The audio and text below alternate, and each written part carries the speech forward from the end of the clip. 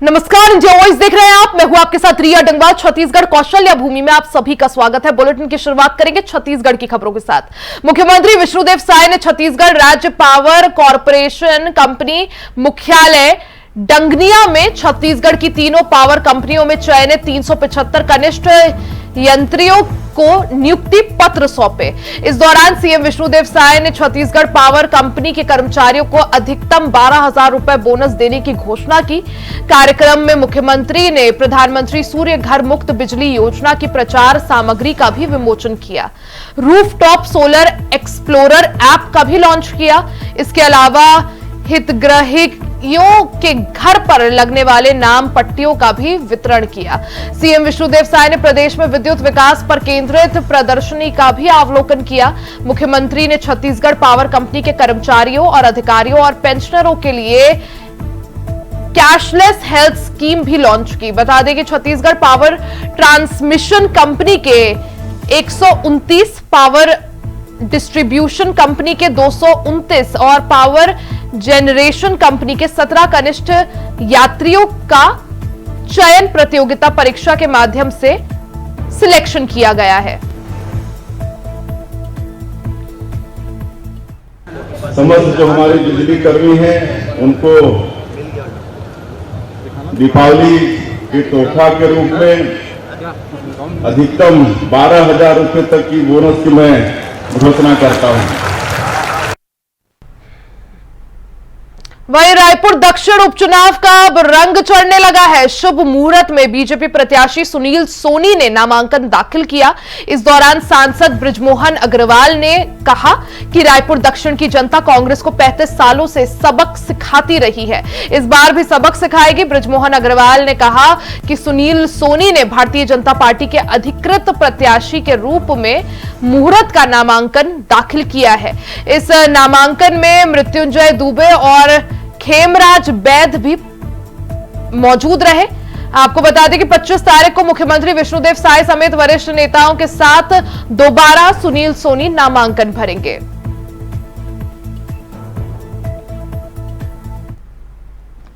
आज सुनील सोनी जी ने भारतीय जनता पार्टी के अधिकृत प्रत्याशी के रूप में मुहूर्त का नामांकन दाखिल किया है। उस नामांकन में मृत्युंजय दुबे जी प्रस्तावक हैं और खेमराज बैद जी प्रस्तावक हैं। 25 तारीख को भारतीय जनता पार्टी के मुख्यमंत्री जी, प्रदेश अध्यक्ष जी, सभी वरिष्ठ नेताओं के साथ में दोबारा नामांकन भरेंगे। और मुझे लगता है कि कांग्रेस को कोई स्थानीय प्रत्याशी नहीं मिला, एक ऐसा प्रत्याशी जिसको रायपुर शहर के 1% जनता भी जानती नहीं है, पहचानती नहीं है, जिनका दक्षिण विधानसभा के विकास में, वहाँ की समस्याओं के समाधान में कोई योगदान नहीं है। और इसलिए जनता निश्चित रूप से कांग्रेस को पिछले 35 सालों से सबक सिखाती रही है, इस बार सबक सिखाएगी। कल दाखिल किया है। साथ में दक्षिण विधानसभा के 8 बार के विधायक बृजमोहन जी भी साथ में है।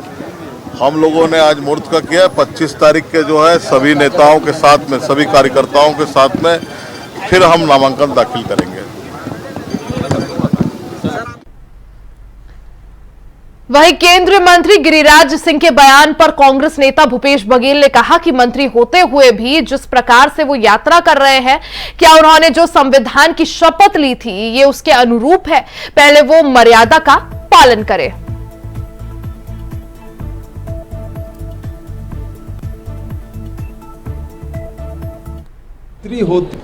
मंत्री होते हुए भी जिस प्रकार से वो यात्रा निकाले हैं, तो क्या उन्होंने जो शपथ ली संविधान के उनके अनुरूप है? वो पहले मर्यादा का पालन कर ले। सर आज नॉमिनेशन में जाएंगे? हाँ बिल्कुल। मंत्री होते हुए भी जिस यहां रुकेंगे, एक छोटे से ब्रेक ले, जल्द वापस लौटेंगे, कहीं जाइएगा नहीं।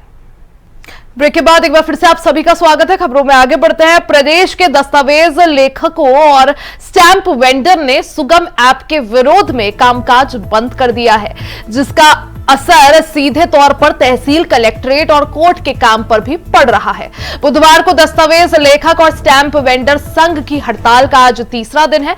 स्टैंप वेंडर के हड़ताल पर जाने से स्टैंप की खरीदी और बिक्री नहीं हो रही है। वहीं दस्तावेज लेखक आवेदन टाइप नहीं कर रहे हैं, जिसकी वजह से तहसील ऑफिस और कलेक्ट्रेट और कोर्ट में आम लोगों के काम प्रभावित हो रहे हैं। अपनी मांगों को लेकर इस दौरान प्रदर्शन भी हुआ, जिसमें दस्तावेज लेखन शुल्क कम से कम प्रति दस्तावेज 3000 रुपए निर्धारित किया जाना और स्टैंप वेंडर को ई स्टैंप पर प्रादेय कमीशन बढ़ाना शामिल है। कारण ये है कि हमारे संघ के द्वारा शासन से 8 मांगों की रखे गए थे, जो शासन के द्वारा अभी तक पूर्ति की नहीं गई है। हमें बस आश्वासन देते रहे और झूठी दिलासा देते रहे, जिसके कारण हमें आज ये कदम उठाना पड़ा। किस तरह के आश्वासन आपको सरकार द्वारा दिए गए थे, उसके बारे में बताएंगे आप? हमने 10 को अपन गए थे ज्ञापन देने अपने 8 मांग को लेके। उसमें हमारी फीस बढ़ा लिख लिया और जो स्टाम्प में जो कमीशन है उसको 2% करने के लिए और हमारी बैठक व्यवस्था सुनिश्चित करने के लिए और हमें सहायक रखने के अथॉरिटी देने के लिए। ज्यादा जानकारी के लिए सीधा चलते हैं मनोज शुक्ला के पास। मनोज, अगर बात करें जिस तरह से छत्तीसगढ़ में दस्तावेज लेखक और जो स्टैंप वेंडर है वो सभी सुगम ऐप के विरोध में प्रदर्शन कर रहे हैं, कामकाज बंद कर दिया है। आखिर क्या वजह कि सुगम ऐप का इतना विरोध पूरे प्रदेश भर में देखने को मिल रहा है और क्या वजह कि जो स्टैंप वेंडर है वो प्रदर्शन कर रहे हैं? जी रिया आपको बता दूं कि स्टाम्प बिल्डर और लेखक संघ जो है 3 दिनों से धरना प्रदर्शन कर रहा है सुगम ऐप को लेकर।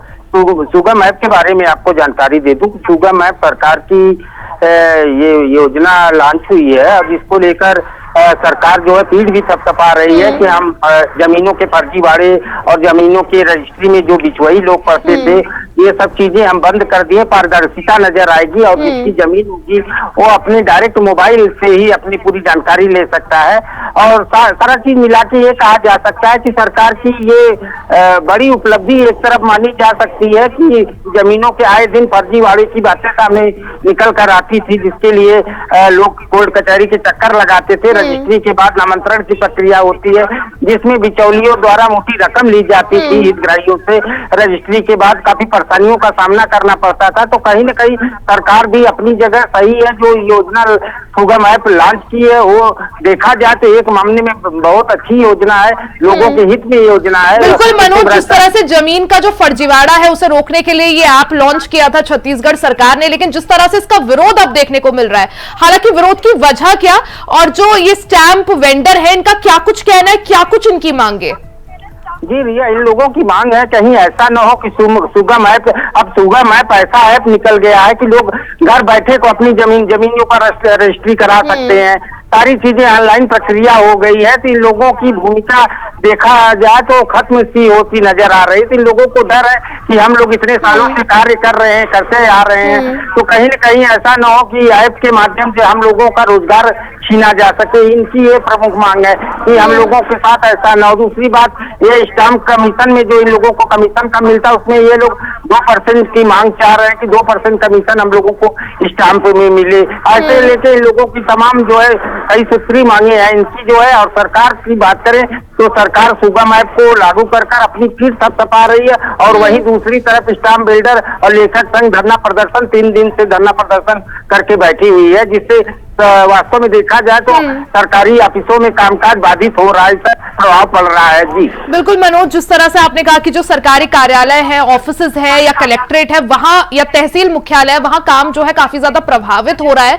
अब सरकार का क्या कुछ कहना, प्रशासन का क्या कुछ रुख है, किस तरह से स्टैंप वेंडर जो इनकी मांगे हैं क्या इन्हें सुना जाएगा, प्रशासन का क्या रुख? जी रिया, आपको बता दूं कि 3 दिन से ये लोग स्टाम्प बिल्डर संघ और लेखक संघ हड़ताल पर हैं। उसके बावजूद 3 दिनों सरकार को राजस्व की काफी फायदा हुआ है, जिससे 1200 से ज्यादा 3 दिनों में रजिस्ट्रियां हो चुकी हैं सुगम ऐप के माध्यम से। तो निश्चित रूप से सरकार इस मामले में कहीं झुकने को तैयार नजर नहीं आएगी, ऐसा माना जा सकता है। जी बिल्कुल मनोज, यानी ये देखना काफी अहम होगा कि क्या इन स्टैंप वेंडरों और जो लेखक संघ के लोग हैं इनकी मांगे सुनी जाती हैं। अगर सुनी जाती है तो सरकार का क्या कुछ रुख रहता है। मनोज, आप बने रहिएगा, आगे भी आपका रुख करेंगे। खबरों में आगे बढ़ते खबर रायपुर से है, जहां आदिम जाति विकास विभाग में बड़े पैमाने पर तबादला आदेश जारी किया गया है। विभाग द्वारा जारी आदेश के मुताबिक संचालक, सहायक संचालक और उपायुक्त सहित मंडल संयोजक को एक जगह से दूसरी जगह भेजा गया है। राज्य सरकार ने आदेश जारी कर इन तबादलों को तत्काल प्रभाव से लागू करने के निर्देश दिए हैं।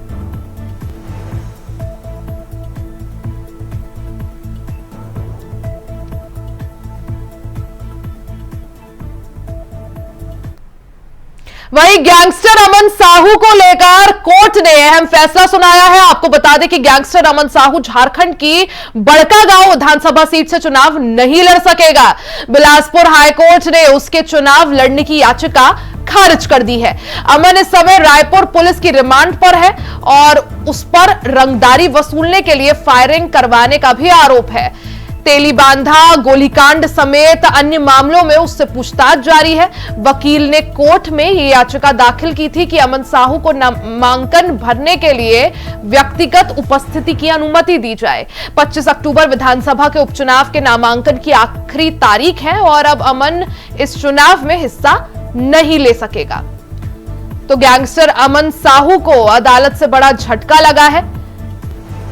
इस दौरान हाईकोर्ट ने अमन साहू की याचिका खारिज कर दी है। बता दें कि गैंगस्टर अमन साहू को लेकर कोर्ट ने अहम फैसला सुनाया है। गैंगस्टर अमन साहू झारखंड की बड़कागांव विधानसभा सीट से चुनाव अब नहीं लड़ सकेगा। बिलासपुर हाईकोर्ट ने चुनाव लड़ने की जो याचिका थी गैंगस्टर अमन साहू की, उसे खारिज कर दिया है। अमन इस समय रायपुर पुलिस की रिमांड पर है और कई मामलों में उससे पूछताछ चल रही है। सीधा रुख कर लेते हैं, मनोज हमारे साथ लगातार बने हुए हैं। मनोज, जिस तरह से गैंगस्टर अमन साहू को हाईकोर्ट से बड़ा झटका लगा है, हाईकोर्ट ने उनकी जो याचिका है उसे खारिज कर दिया है, जिस याचिका में कहा गया था कि उनको नामांकन दाखिल करने के लिए जाने का मौका दिया जा सके, जमानत दी जा सके। क्या कुछ जानकारी इसको लेकर?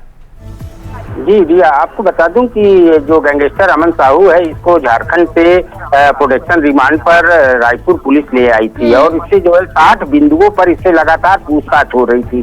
बीच में इसको अदालत में पुलिस द्वारा जो है पेश किया गया था, जहां से इसको न्यायिक हिरासत में 5 दिनों के लिए भेज दिया था। फिर उसके बाद जो है पुलिस ने अपनी पूछताछ कंप्लीट नहीं होने की गुहार अदालत से लगाई थी, जिसको अदालत ने इनको 3 दिन की फिर से रिमांड अमन साहू को पुलिस को सौंप दिया है। तो ऐसे में बीच में ही अमन साहू के वकील झारखंड से आए थे, जिन्होंने एक आवेदन दिया था हाईकोर्ट में, एक याचिका दायर की थी कि अमन साहू जो है झारखंड से चुनाव लड़ना चाह रहा है, जिसके लिए उसके नामांकन के लिए उसे बेल दिए जाने की मांग की गई थी, जिसे हाईकोर्ट छत्तीसगढ़ की हाईकोर्ट बिलासपुर बेंच ने खारिज कर दिया है। और आपको ये भी बता दूं कि एक याचिका इनके अमन साहू की तरफ से जो है झारखंड हाईकोर्ट में भी दाखिल की गई है।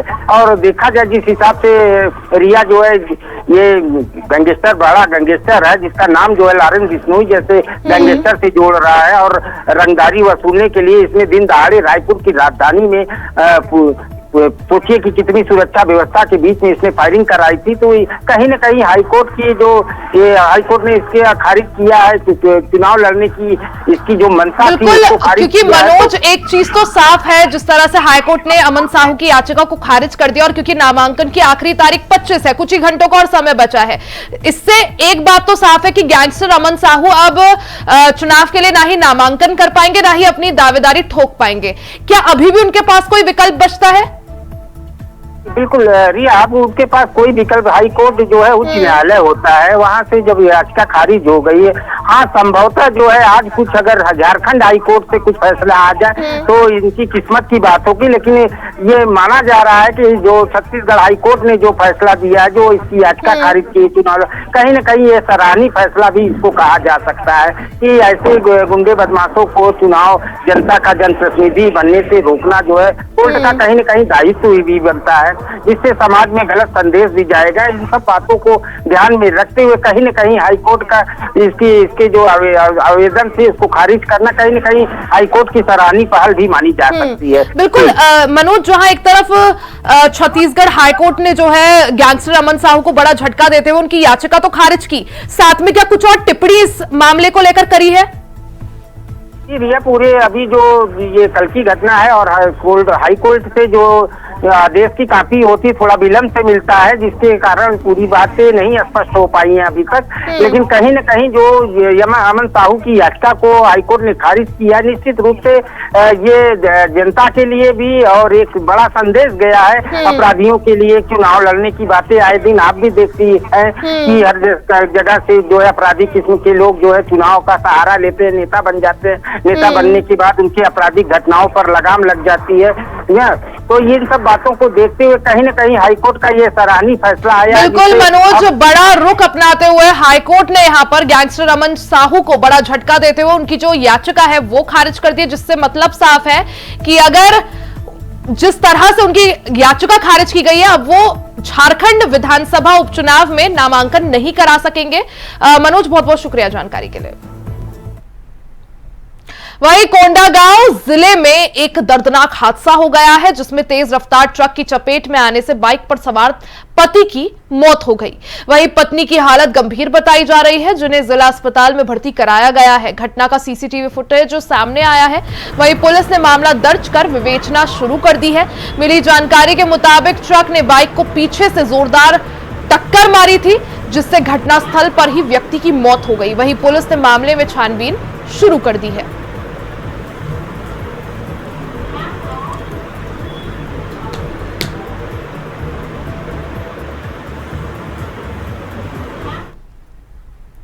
खबर कवर्धा से है, जहां सीसी रोड निर्माण की खराब गुणवत्ता पर कलेक्टर गोपाल वर्मा ने नाराजगी जताई है। उन्होंने स्वयं कुदाली से रोड को खोदकर सीसी रोड की गुणवत्ता जांची, जिसमें कई खामियां मिली। इसके बाद कलेक्टर ने इंजीनियर और ठेकेदार को खराब सड़क को उखाड़कर दोबारा गुणवत्तापूर्ण सड़क बनाने के निर्देश दिए हैं।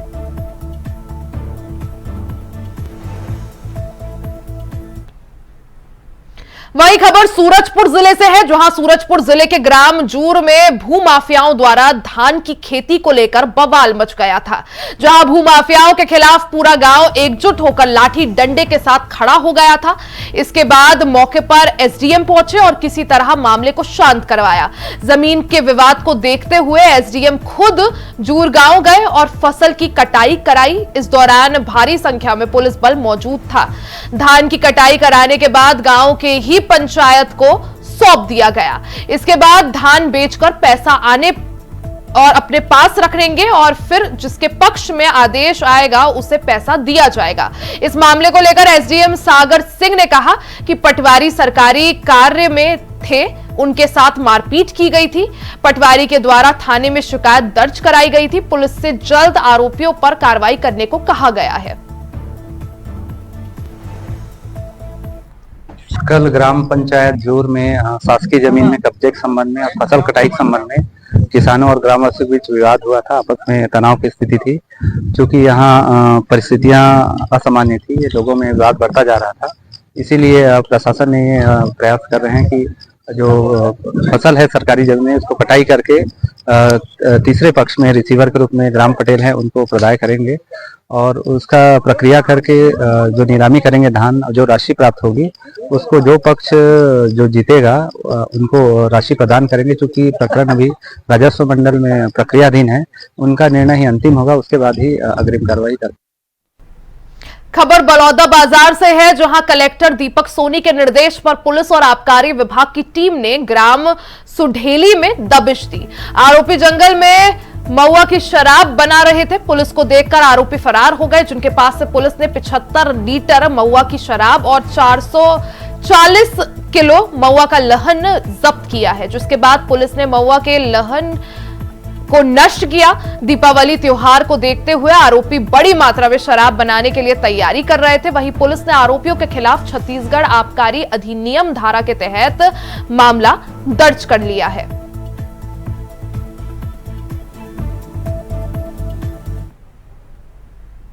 खबर बलौदा बाजार से है, जहां बलौदा बाजार जिले में मॉर्निंग वॉक के दौरान एक्सीडेंट में 3 की मौत हो गई। सुबह लोग अपने स्वास्थ्य को ध्यान में रखते हुए मॉर्निंग वॉक करते हैं और दुर्घटना के शिकार हो जाते हैं। ऐसी घटना को देखते हुए जिला प्रशासन ने यातायात थाने के बल को नियमित रूप से सुबह 6 से 9 बजे तक तेज रफ्तार वाहनों पर कार्रवाई करने के निर्देश दिए हैं।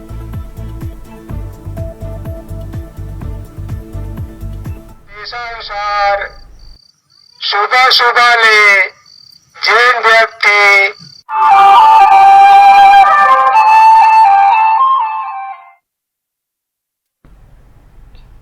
इसी के साथ छत्तीसगढ़ कौशल्या भूमि में फिलहाल के लिए सिर्फ इतना ही। खबरों का सिलसिला जारी रहेगा, बने रहे हमारे साथ।